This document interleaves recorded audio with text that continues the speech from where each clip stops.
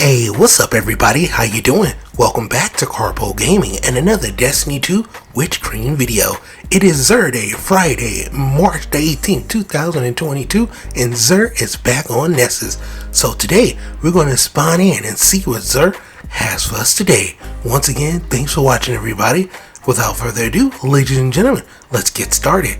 Now, Xur spawns in every Friday, my guardian. If you didn't know, he can be in one of three locations. Today, he's on Nessus at the Watcher's Grave. So spawn into the Watcher's Grave and let's see what Xur has for us today. Now, as always, Xur has returning a few items. This season, we have the Xenology quest, always returning, but we have two random rolls for the Hawkmoon and for the Dead Man's Tale. So, let's go over the random rolls for the Hawkmoon. This week, we have Chamber Compensator, Alloy Magazine, Opening Shot, which is really good for the Hawkmoon, and Polymer Grip. Pick it up and add it to your collection if you need a random roll for the Hawkmoon. This one should be pretty good in PvE and in PvP. Next up, the Dead Man's Tale. Now, the Dead Man's Tale is a scout rifle, comes with corkscrew rifling. We also have high caliber rounds, and also substance, and last but not least, fitted stock, making this roll pretty good too. Should be excellent in PvE and in PvP.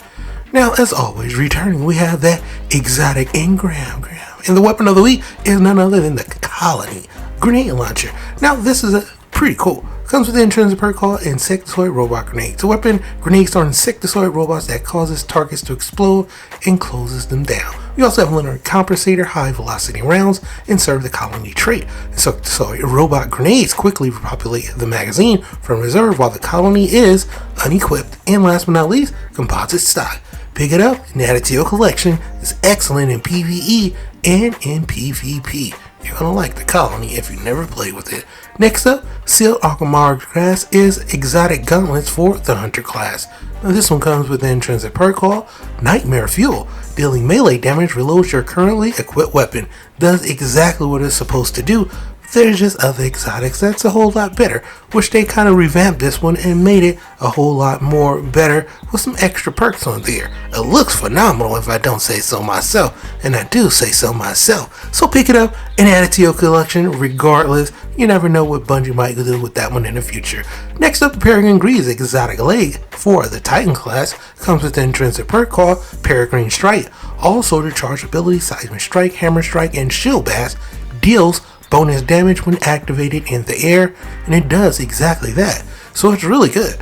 Excellent in PvE and in PvP, so long as you hit your shots. And last but not least, Chromatic Fire. This is going to be an exotic chest piece for the Warlock class, and it comes with an intrinsic perk called Crystalline Transistor. Precision final blows with your kinetic weapon creates an explosion in the element of your subclass. Does exactly that, which means it's really good for PvE, but for PvP, maybe not so much, kind of hard to make it proc, but when you do, it is pretty good. Pick it up and add it to your collection. Now for the legendary weapons. First off, we have the High Kilos SMG version 1.0.2 750 aggressive frame, come with chamber compensator and corkscrew rifling and accurized rounds, so you always want more range, so keep it right there. Pendant magazine as well. We have substance trait, which is pretty decent for this High Kilos SMG for PvE, and for disruption break. Well, that's going to make this a PvE roll, but we have a stability master org, which means it should still be pretty good in PvP as well. Pick it up and add it to your collection. Kilos SMG is one of the better ones in the game. Next up, ladies and gentlemen, we have the Imperial Needle Combat Bow. This legendary combat bow is a draw time of 608 lightweight frame, which means it's going to draw quickly and you're going to move faster while it's equipped, which is pretty cool. Next up, we have Natural String for the perk. We have Polymer String. We also have Natural String, Carbon Arrow Shaft, and Compact Arrow Shaft. And to round out this Imperial Needle Combat Bow, we also have Hipfire Grip and Swashbuckler, which make this a pretty good roll with the draw time. So this is definitely one that you probably want to pick up if you don't have the Imperial Needle. It's a pretty good roll, should be good in PvE and in PvP.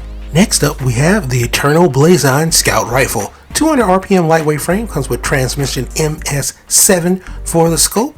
We also have Torch HS3, and we always want to keep it right there, so a little bit more range. We have extended magazine, and lightweight mag. So between those two traits, you want to keep it right there on those two bottom ones, get a little bit more range. But we also have some other interesting traits on this to round it out. Overflow, picking up special and heavy ammo, automatically reloads the weapon beyond normal capacity, and rangefinder makes this a PvE role with the reload masterwork. So yeah, it should be pretty good in PvE, and in PvP it should be decent so long as you hit your shots.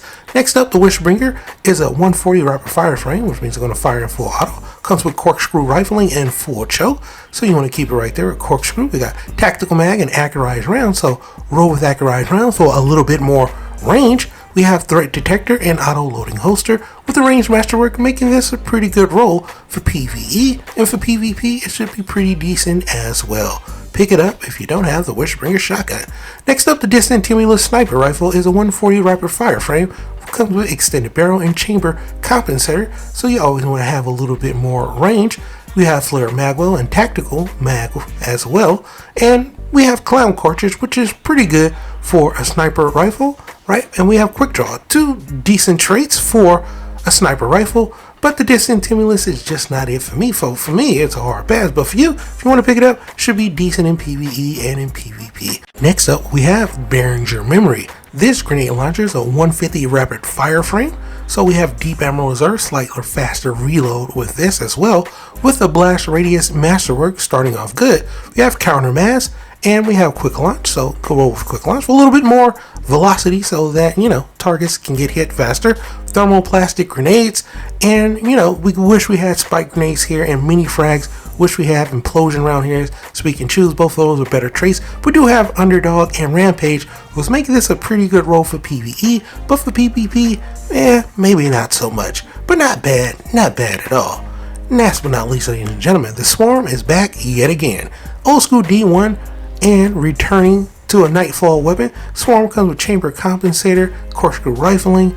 You know, this is a high impact frame 360, so flared magwell and extended magwell is definitely good to have more ammo on here, but definitely more reload speed, so I'll roll with flared magwell, corkscrew rifling. Killing wing is decent, and we have one for all, which makes this a PvE role for sure, but it should be decent in PvP as well.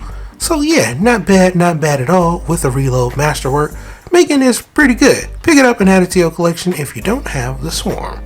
So, what about the legendaries? Well, we have the LIGHTKIN set, and it's not a bad looking set. Although all of the different roles, as far as legendary stats is concerned, are horrible with the low 40s, well, this would be pretty decent for transmog. The helmet is where it shines at the most.